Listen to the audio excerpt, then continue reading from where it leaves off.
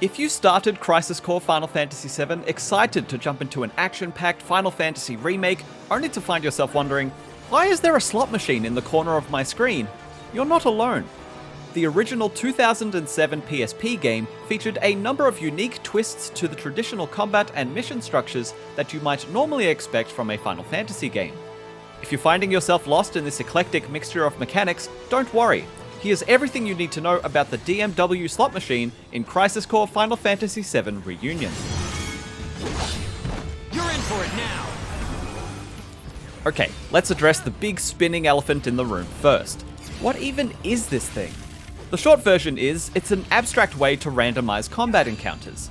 The long version, well, the slot reels are meant to represent the digital mind wave, which we loosely understand to be a representation of Zack's thoughts during combat. We'll just keep calling it the DMW for short. These slots will spin when you are in combat, and when they match in certain combinations, you will be rewarded with various bonus effects.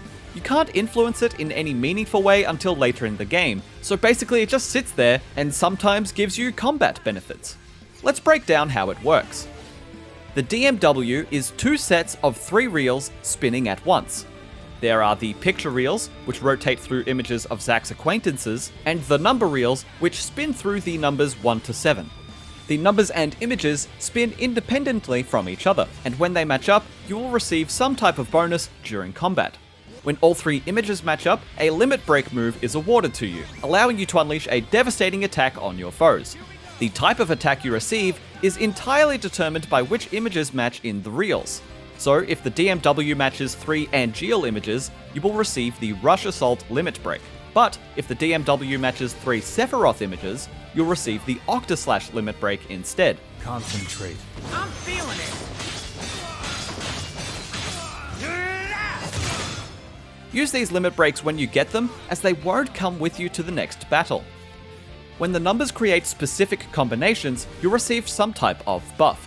This is usually in the form of a combat bonus like knockback resistance, free use of MP or AP abilities for a limited amount of time, or even full magic or physical damage invincibility.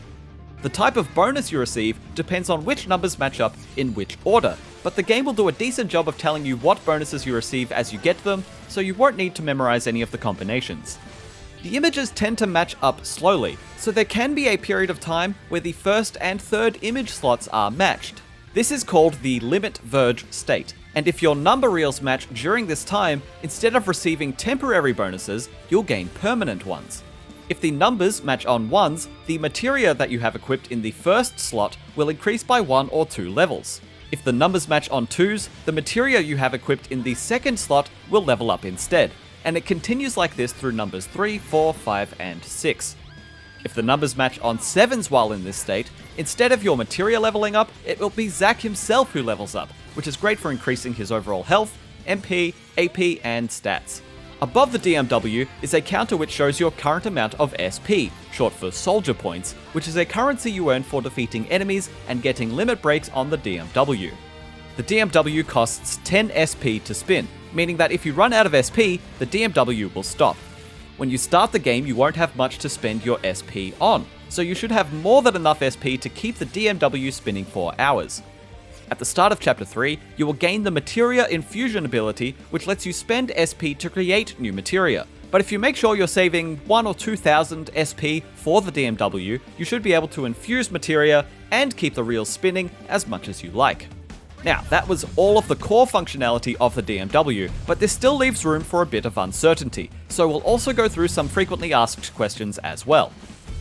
Can I influence the DMW at all? The DMW cannot be directly influenced, at least not until later in the game, when certain materia can increase the chances of particular DMW outcomes.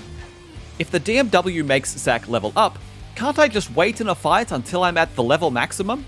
While this may work at the very start of the game, you'll quickly find yourself unable to level up through this method.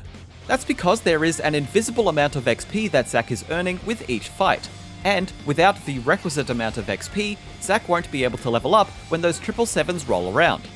We did level Zack up a couple of times, and also our materia a whole bunch by running in a circle in one of the game's opening side missions, so that technically is an option for you, but we'd personally recommend that you play the game normally to increase your XP as the DMW spins alongside you, so as not to waste any 777 opportunities. How do summons work in this game?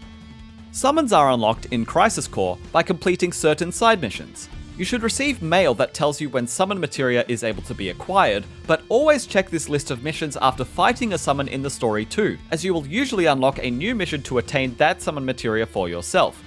Once you best a summon mission, that summon will be added to your DMW reel. When the DMW turns pink, this signifies the DMW has entered the summon mode, where it will then start to rotate through the available summons you have access to. Once it lands on a match, a summon limit break will be given to you, which you can activate by pressing in the left and right sticks at the same time.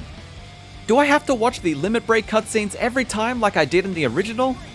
The short answer to this question is no. While these limit break cutscenes are cool showcases of iconic summon characters and battle animations, many of them are quite lengthy and they crop up frequently in combat. If you start getting sick of particular animations, you could just press triangle during the cutscene to skip it and get right back to the fight. Oh yeah! What's this wavy line underneath the DMW? This is the limit gauge, and it functions similarly to the DMW in that there is very little you can do to affect it. Certain limit breaks, like Cisne's Lucky Stars limit break, will raise your limit gauge status. Basically, the more colourful and wavy the gauge is, the more likely it is that the DMW will match at least 2 character images, making it more likely that you will receive larger bonuses like limit breaks or level ups. Now that we've thoroughly explored the DMW, we'll leave you with a few miscellaneous tips and tricks we discovered to help you through the early hours of the game. In the equipment menu, you can equip Zack with different materia and accessories, but something you might miss is that there are 5 different sets that you can choose from. These sets allow you to create various loadouts that have different strengths and weaknesses, meaning that you can create a few in advance of a mission and then swap between them when out of combat for some painless equipment change-ups. As the DMW bestows various buffs and bonuses, make sure you're playing to those bonuses as they come through.